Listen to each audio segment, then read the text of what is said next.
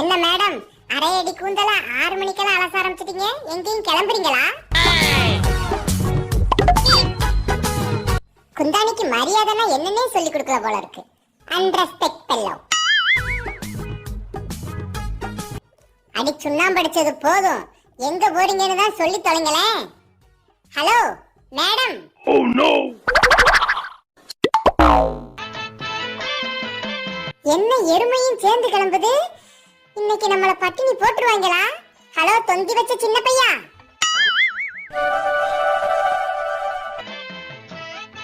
உன்னை நான் 1000 திட்டி இருந்தாலும் நீ தாண்டி என் உயிரு செல்லம்.